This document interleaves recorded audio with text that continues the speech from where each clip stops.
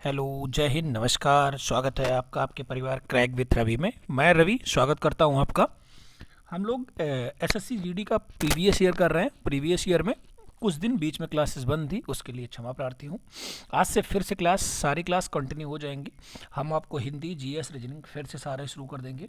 आप लोग नए हैं तो चैनल को सब्सक्राइब कर लें, लाइक करें, शेयर करें अपने दोस्तों में। और हम लोग प्रीवियस ईयर कर रहे हैं। प्रीवियस ईयर के साथ साथ कुछ नए क्वेश्चन भी कर रहे हैं जो एग्ज़ाम से रिलेटेड हैं, आने वाले हैं। अगर आप लोग नए हैं तो चैनल को सब्सक्राइब कर लें, लाइक करें, शेयर करें। आइए देखते हैं जीएस का पेपर प्रीवियस ईयर का।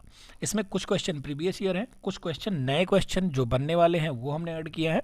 तो आइए शुरू करते हैं। पहला क्वेश्चन क्या है कि प्रति व्यक्ति आय का दूसरा नाम क्या है।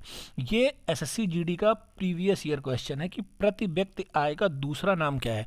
तो प्रति व्यक्ति आय को और क्या कहते हैं? तो प्रति व्यक्ति आय जो है उसको औसत आय भी कहते हैं। क्या कहते हैं? औसत आय भी कहते हैं। मतलब हम सपोज करिए कि 10 लोग हैं, 10 लोग का हमें औसत निकालना है। कोई 2,000 रुपये कमा रहा है, कोई 5,000, कोई 6,000, कोई 7,000। तो जो इनका औसत निकलेगा वही प्रति व्यक्ति आय होगी। और कोई कुछ भी नहीं कमा रहा है, सबको मिला के क्या बनता है? प्रति व्यक्ति आय बनता है। ठीक है, चलिए आगे क्वेश्चन पे चलते हैं और अगला क्वेश्चन देखते हैं। ये क्वेश्चन इंपॉर्टेंट है, कई बार एग्जाम में आया है कि जमींदारों को किस भू राजस्व प्रणाली के तहत सरकार को एक निश्चित राशि का भुगतान के अधीन अपनी संपत्ति हस्तांतरित करने का अधिकार दिया गया था। कौन थी व्यवस्था थी? कई बंदोबस्त व्यवस्थाएं आई थी। 1793 में गवर्नर जनरल लॉर्ड कार्नवालिस थे, उनके द्वारा ईस्ट इंडिया कंपनी ने बंगाल में अस्थाई बंदोबस्त व्यवस्था लागू की थी। अस्थाई बंदोबस्त व्यवस्था में क्या था? 3 व्यवस्थाएं थी। एक अस्थाई बंदोबस्त व्यवस्था थी, एक रैयतवाड़ी थी, एक महालवाड़ी थी। तीनों के बारे में पूछता है किसने कौन सी व्यवस्था लागू की थी। तो लॉर्ड कार्नवालिस ने कौन सी व्यवस्था लागू की थी? तो इन्होंने अस्थाई बंदोबस्त व्यवस्था लागू की थी। इसी के द्वारा क्या था कि भूमि के राजस्व प्रणाली के तहत सरकार एक निश्चित भुगतान के अधीन करती थी। ठीक है, आगे क्या थी? महलवाड़ी व्यवस्था। तो महलवाड़ी व्यवस्था क्या थी? प्रमुख कार्यकाल में महलवाड़ी व्यवस्था लागू की गई थी, जो एक व्यक्तिगत कृषि के बारे में जानकारी देती थी। ठीक है, और रैयतवाड़ी व्यवस्था क्या थी? ये मद्रास प्रेसिडेंसी में लागू की गई थी। ठीक है, चलिए आगे चलते हैं और अगला क्वेश्चन देखते हैं। क्या लिखा है? निम्नलिखित में से कौन सा शहर कुंभ मेले से संबंधित नहीं है? कुंभ मेला कहाँ कहाँ लगता है ये आप लोग नोट कर लीजिएगा। कुंभ मेले से इंपॉर्टेंट क्वेश्चन आता है। कभी कभी ये भी क्वेश्चन आ जाता है कि कौन कौन सी नदी के संगम पे कुंभ मेला लगता है। जैसे सबसे फेमस क्या है? प्रयागराज में जो कुंभ इस बार लगने वाला है, महाकुंभ लगने वाला है, इसमें कौन कौन सी नदी का संगम है? तो यहाँ पे गंगा नदी, यमुना नदी, सरस्वती नदी का संगम है। किसका? गंगा, यमुना और सरस्वती का संगम है। ठीक है, एक तो प्रयाग हो गया, प्रयाग। ठीक है, दूसरा कहाँ लगता है? तो दूसरा लगता है हरिद्वार में लगता है। कहाँ लगता है? हरिद्वार में। ठीक है, हरिद्वार में लगता है। यहाँ कौन कौन सी नदी है? तो यहाँ गंगा नदी के किनारे लगता है। ठीक है, एक नासिक में लगता है। नासिक में किसके किनारे लगता है? जो नासिक का कुंभ होता है वो किसके किनारे लगता है? वो गोदावरी नदी के किनारे लगता है। ठीक है, वो गोदावरी नदी के किनारे लगता है। और जो उज्जैन में भी महाकुंभ लगता है। तो उज्जैन में किस नदी के किनारे लगता है? उज्जैन में शिप्रा नदी के किनारे लगता है। ठीक है, तो कौन सा शहर महाकुंभ से संबंधित है? तो उज्जैन। 4 प्रयाग, हरिद्वार, नासिक और उज्जैन, 4 जगह कुंभ लगते हैं। ठीक है, चलिए अगला क्वेश्चन क्या है हमारा? निम्नलिखित में से अगला क्वेश्चन है, निम्नलिखित शासकों में क्या है? निम्नलिखित शासकों में मध्यकालीन भारत में बाजार नियामक उपायों से संबंधित कौन था? तो बाजार नियामक उपाय कौन लेके आया था? तो बाजार नियामक उपाय अलाउद्दीन खिलजी लेके आया था। कौन लेके आया था? अलाउद्दीन खिलजी लाया था। ठीक है, अलाउद्दीन। अब इससे इंपॉर्टेंट क्वेश्चन क्या आता है? अमीर खुसरो किसके दरबारी कवि थे? तो अमीर खुसरो अलाउद्दीन खिलजी के दरबारी कवि थे 14वीं शताब्दी में। ठीक है, चलिए आगे चलते हैं और अगला क्वेश्चन देखते हैं अपना। अगला क्वेश्चन हमारा है, इसमें आपको हर सब्जेक्ट कुछ हुआ गया है, ठीक है। आपको साइंस के भी क्वेश्चन मिलेंगे, आपको हिस्ट्री के क्वेश्चन मिलेंगे, पॉलिटी के मिलेंगे, जियोग्राफी के मिलेंगे, मतलब जो जो एग्जाम से ओरिएंटेड जो भी रिलेटेड है सारे क्वेश्चन आपको यहाँ मिलेंगे, ठीक है। आप लोग नए हैं, चैनल को सब्सक्राइब करते रहें, लाइक करें, शेयर करें। अगला क्वेश्चन है, जो प्लास्टिक गर्म होने पर आसानी से विकृत हो जाती हैं उसे किस नाम से जाना जाता है? तो जो प्लास्टिक गर्म होने के बाद विकृत हो जाती हैं उनको क्या कहा जाता है? उनको थर्मोप्लास्टिक बोला जाता है। क्या बोला जाता है? थर्मोप्लास्टिक। याद रखिएगा, इंपॉर्टेंट क्वेश्चन है, कई बार आया है। उनको क्या बोला जाता है? थर्मोप्लास्टिक बोला जाता है, ठीक। चलिए आगे देखते हैं अगला क्वेश्चन। अगला क्वेश्चन हमारा है कि निम्नलिखित में से कौन सा हिंदू मंदिर हाल ही में पाकिस्तान सरकार द्वारा राष्ट्रीय धरोहर के रूप में घोषित किया गया है?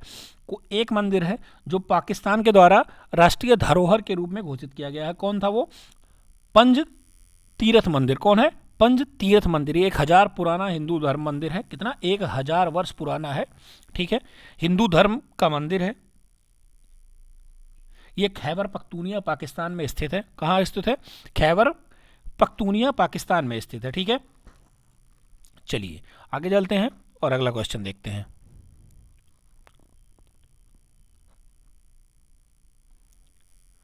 अगला क्वेश्चन है, जास्कर, हुंजा और नुब्रा किसकी सहायक नदियां हैं? जास्कर, हुंजा और नुब्रा किसकी सहायक नदियां हैं? तो देखिए, जास्कर, हुंजा और नुब्रा ये सब कहाँ की नदी हैं? तो ये सब जम्मू कश्मीर की नदी हैं। जम्मू कश्मीर में जो भी सहायक नदियां हैं वो सिंधु की सहायक नदियां हैं, ठीक है। इसमें कौन कौन सी हैं? जैसे श्योक नदी मिलेगी आपको, गिलगित नदी मिलेगी, जास्कर मिलेगी, हुंजा मिलेगी, सिगर मिलेगी, गेसिंग मिलेगी और द्रास नदी मिलेगी। ये सब किसकी सहायक नदियां हैं? तो ये सब सिंधु की सहायक नदियां हैं, ठीक है। ये हिमालयी सहायक नदियां इनको भी कहा जाता है। इनको सिंधु की सहायक नदी या कई जगह आपको हिमालयी सहायक नदियां भी कहा जाता है, ठीक है। चलिए अगला क्वेश्चन देखते हैं। अगला क्वेश्चन है हमारा, निम्नलिखित में से कौन सा कथन महाराष्ट्र की संस्कृति के बारे में सही नहीं है? मतलब महाराष्ट्र की संस्कृति के बारे में कौन सा कथन सही है?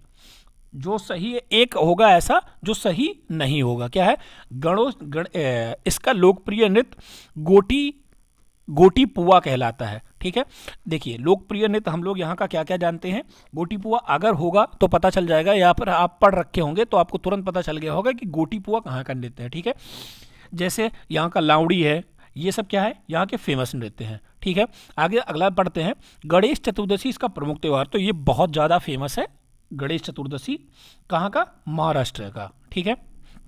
इसका लोक रंगाचन तमाशा कहा जाता है। हाँ, यहाँ लावड़ी है, तमाशा, ये सब क्या है? यहाँ का लोक नृत्य या फिर पारंपरिक डांस भी कह सकते हैं हम लोग, ठीक है। इसका पारंपरिक साड़ी व पौठरानी भी कहा जाता है, ठीक है। इसकी पारंपरिक साड़ी को पौठरानी भी कहा जाता है। बिल्कुल सही है, यहाँ की साड़ियों को पौठरानी भी कहा जाता है। जो गोटी पुआ डांस है, ये कहाँ का डांस है? ये उड़ीसा का डांस है। कहाँ का है?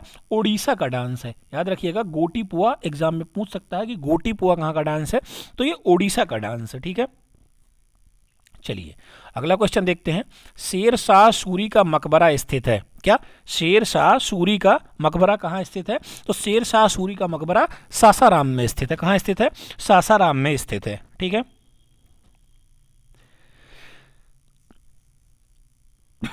सॉरी। अगला क्वेश्चन है, मंदिर वास्तुकला के संदर्भ में मंदिर का सबसे महत्वपूर्ण हिस्सा क्या है? अगर मंदिर की वास्तुकला के बारे में बात किया जाए तो मंदिर का सबसे महत्वपूर्ण हिस्सा क्या होता है? उसका गर्भगृह होता है। क्या? गर्भगृह उसका सबसे महत्वपूर्ण हिस्सा माना जाता है, ठीक है। किसी भी मंदिर की बात कर ली जाए तो जो गर्भगृह होता है उसका सबसे महत्वपूर्ण हिस्सा माना जाता है। चलिए आगे अगले क्वेश्चन पे चलते हैं। अगला क्वेश्चन हमारा है कि वायु द्वारा फैलने वाले रोगों का सही क्रम का चयन कीजिए। मतलब कौन कौन से रोग हैं जो वायु के द्वारा फैलते हैं? तो वायु के द्वारा कौन सा फैलता है? वायु के द्वारा निमोनिया फैलता है, इन्फ्लुएंजा फैलता है और तपेदिक फैलता है। यही सही है। क्या है? यही सही है, ठीक। अगला क्वेश्चन क्या है कि दो राज्यों के बीच जब कोई विवाद हो जाता है, दो राज्यों के बीच के विवाद को भारत के सर्वोच्च न्यायालय द्वारा किसके तहत हल किया जाता है? जब दो राज्यों के बीच विवाद हो जाता है तो जो सर्वोच्च न्यायालय है, हमारी सुप्रीम कोर्ट है, वो किसके तहत उसको हल करती है? तो वो क्या कहती है, मूल अधिकार क्षेत्र के तहत उनको हल करती है। ठीक है, अपीलीय क्षेत्राधिकार दूसरी चीज़ है, सलाहकारीय क्षेत्राधिकार वो भी दूसरी चीज़ है, और पर्यवेक्षीय क्षेत्राधिकार ये भी दूसरी चीज़ है। मूल जो उसका क्षेत्राधिकार होगा, जो उस राज्य का या फिर सुप्रीम कोर्ट का, उसके अनुसार उस मामले को हल करेगी।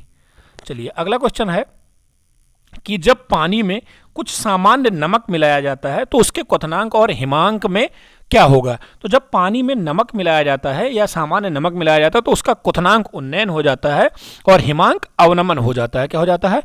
हिमांक अवनमन हो जाता है और क्वथनांक उन्नयन हो जाता है। ठीक है, चलिए अगले क्वेश्चन पे चलते हैं। मायोपिया क्या है? मायोपिया को ठीक करने के लिए, मायोपिया को ठीक करने के लिए किस लेंस का उपयोग किया जाता है? तो मायोपिया को ठीक करने के लिए किस लेंस का उपयोग किया जाता है? मायोपिया क्या होता है? जो निकट दृष्टि दोष होता है उसको लिए एक शब्द प्रयोग होता है, जो निकट दृष्टि दोष के जगह पे मायोपिया भी बोल दिया जाता है। तो मायोपिया को दूर करने के लिए कौन सा लेंस का प्रयोग किया जाता है? तो मायोपिया को दूर करने के लिए अवतल लेंस का प्रयोग किया जाता है। ठीक है, मायोपिया को दूर करने के लिए अवतल लेंस का प्रयोग किया जाता है। चलिए अगले क्वेश्चन पे चलते हैं। अगला क्वेश्चन हमारा कि निम्नलिखित में से किस अधिनियम के तहत भारत में द्वैत शासन प्रणाली लागू की गई? ये क्वेश्चन बहुत एग्जाम में आया है कि द्वैत शासन प्रणाली किस अधिनियम के तहत लागू की गई। बच्चे इसमें कंफ्यूज हो जाते हैं, 1935 मार देते हैं, जो कि गलत है। जो भारत में द्वैत शासन प्रणाली 1919 के अधिनियम से लागू की गई थी। कब? 1919 के अधिनियम से लागू की गई थी। भारत में द्वैत शासन प्रणाली 1919 के अधिनियम के तहत लागू की गई थी। ठीक है, कभी कभी इसको लॉर्ड जो थे चैम्सफोर्ड से उनकी रिपोर्ट भी कहा जाता है। ठीक है, जो 1935 का अधिनियम है उसकी महत्वपूर्ण बातें जो मैं आपको बता रहा हूं, जो एग्जाम में आते हैं। आरबीआई की स्थापना 1935। ठीक है, जो इस सबसे महत्वपूर्ण है, इसमें प्रांतों, जो इसके जो प्रांत थे उनको अलग किया गया था। इनको 11 प्रांत में से 6 प्रांत को अलग कर दिया गया था। कौन कौन से? बिहार को अलग कर दिया, बॉम्बे, मद्रास, बंगाल, असम और संयुक्त प्रांत में क्या किया गया था? द्विसदनात्मक व्यवस्था का प्राविधान किया गया था। समझ में आया? ये 1935 के अधिनियम से ज्यादातर पूछता है। ठीक, और मार्ले मिंटो सुधार किसको कहा जाता है? तो 1909 के अधिनियम को मार्ले मिंटो सुधार भी कहा जाता है। ठीक है, चलिए अगले क्वेश्चन को देखते हैं। अगला क्वेश्चन हमारा है कि किसकी प्रक्रिया के कारण कुछ दिनों बाद नैप्थलाइन की गोली गायब हो जाती है? तो किस प्रक्रिया के द्वारा नैप्थलाइन की गोली गायब हो जाती है, उसको क्या बोलते हैं? तो उसको बोलते हैं ऊर्ध्वपातन के द्वारा। ठीक है, ऊर्ध्वपातन के द्वारा जो ठोस होती है वो गैस में बदल जाती है, जो उसकी गोली होती है वो गैस में बदल के उड़ जाती है। ठीक है, चलिए अगले क्वेश्चन पे चलते हैं। अगला क्वेश्चन हमारा है कि भारत में निम्नलिखित में से किस संरक्षित क्षेत्र में मानवीय हस्तक्षेप प्रतिबंध है? तो किस जो संरक्षित क्षेत्र है उसमें मानवीय हस्तक्षेप प्रतिबंधित है? तो वो क्या है? वो राष्ट्रीय उद्यान है। क्या है? राष्ट्रीय उद्यान में क्या है कि ये केवल जानवरों की सुरक्षा के लिए किया गया है। ठीक है, यहां मानवीय हस्तक्षेप प्रतिबंधित है। ठीक, चलिए अगला क्वेश्चन देखते हैं अपना। अगला क्वेश्चन हमारा है कि निम्नलिखित में से कौन सा एक हड़प्पा शहर नहीं है? मतलब बाकी सारे हड़प्पा शहर होंगे, एक जो है वो हड़प्पा का शहर नहीं है।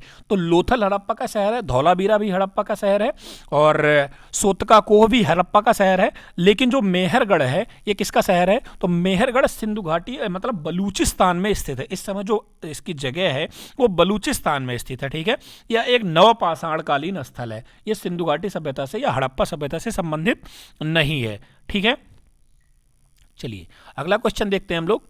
अगला क्वेश्चन हमारा है कि निम्नलिखित में से कौन सा एक कृत्रिम पारिस्थितिकी तंत्र नहीं है? कृत्रिम मतलब जो इंसानों के द्वारा बनाया गया है, जो इंसानों के द्वारा बनाया गया उसको कृत्रिम पारिस्थितिकी तंत्र बोलते हैं, और जो प्रकृति के द्वारा बनाया गया उसको प्राकृतिक पारिस्थितिकी तंत्र बोलते हैं। ठीक है, तो क्या है? नहीं है। पूछा है क्या? नहीं है। एक बांध का जलाशय, हम बांध बना के उसके पानी को घेर लेते हैं तो वो जलाशय बन जाता है।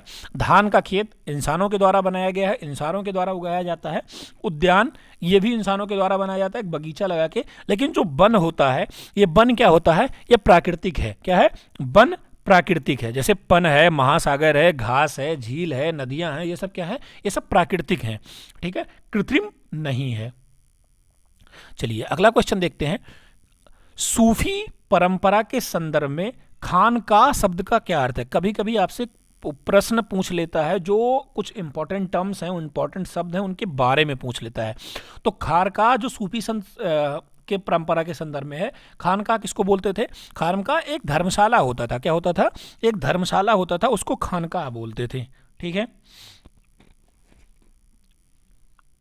चलिए ये रहे आज के most important 20 questions previous year से रिलेटेड। ऐसे ही हम आपको सारी क्लासेस लाके रहेंगे। हिंदी है, मैथ है, रीजनिंग है और जीएस की तो चल ही रही है। इसके लिए आप चैनल को सब्सक्राइब कर लें, लाइक करें और शेयर करें अपने दोस्तों में। मिलते हैं आपसे अगली वीडियो में, तब तक के लिए धन्यवाद। जय हिंद और आप अपना ख्याल रखिएगा।